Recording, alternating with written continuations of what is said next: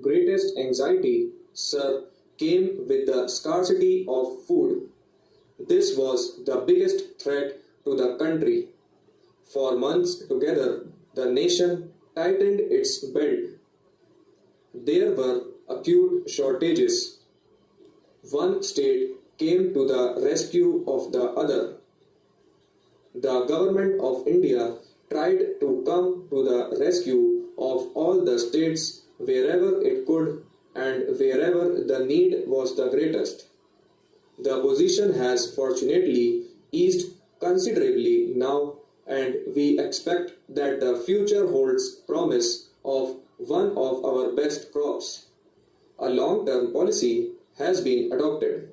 The Agricultural Prices Commission and the Food Corporation have been set up, and these will be able to help in the stabilization of prices, ensuring proper marketing conditions and building up of stocks. It is, however, an unfortunate fact, sir, that anti-social trends in the trading community have been present throughout this crisis. Government must, therefore, continue to remain vigilant and buffer stocks must be built up so that long-term stability in agriculture prices may be achieved. India is still very much an agricultural country despite its efforts to industrialize itself in various directions of trade and industry. In order to fully develop agriculture itself, a great deal has to be done. We have to ensure a proper supply of fertilizers in time. We have not only to guarantee but to give proper irrigation facilities and good seeds. These, sir, are the minimum requirements of our peasants.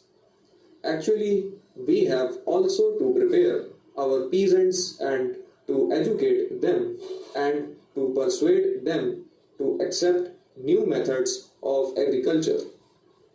The community development movement is directed towards this goal, and the cooperative movement is the economic unit to reach it. On the political side, sir, decentralization through Panchayati Raj is being achieved rapidly. We are taking the risk of making mistakes in pursuance of the ideal that the participation of the people in the government is necessary. Development in the economic sphere can only come with rapid industrialization. Production has gone up in many public sector undertakings, and in the current year we have been told that there will be an increase of 8% in industrial production. The national income has risen, but the impact cannot be felt because of the rapid rise in prices. Consumer goods have become easily available, but the demand for them has risen in the rural areas to a great extent. Madam, our housing problem continues to be acute. There a pressing need for more houses, for more building materials, and it is absolutely necessary that this problem should be tackled on a high priority basis.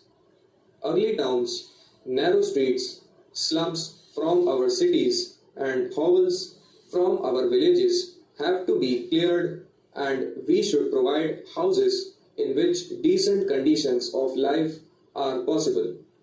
Madam, we are now engaged in the formulation of the fourth five-year plan.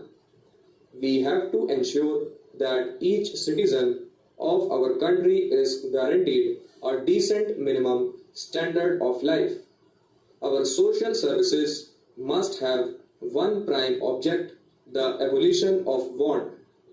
Relief of distress and elimination of squalor must remain the main object of social expenditure, and special assistance must be given to any part of the community that is in need of it.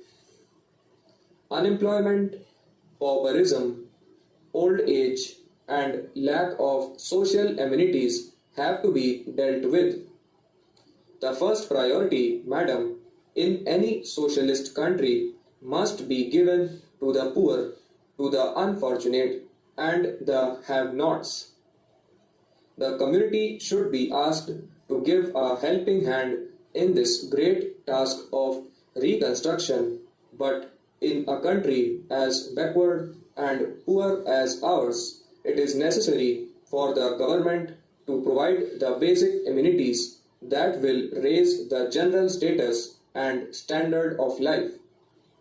I plead for more investment in the human being, bigger wages, better conditions of life, and the availability of basic necessities to all. It is only when these are available that we can expect a better response from the people. Madam, if people have to rise to the occasion, ignorance has to be dispelled. The pattern of education has to be finalized, and a thorough overhaul of the whole of our educational system has to be made. We have been told that an education commission has already been appointed, and we know that it is carrying on its work. I merely wish to point out that we can ill afford to lose time, and early steps should be taken to start this great reform. Therefore, madam, the urgent necessities of the country at the moment are a speedy and efficient plan of both agricultural and industrial development without neglecting the social services, which are the only means of making the life of the common man worth living. In the industrial sector, it is realized that the time has come for a fresh momentum. Various measures for this have been taken. Again, government has announced concessions for unaccounted and undisclosed money, provided it is voluntarily surrendered, and we have been given a revised structure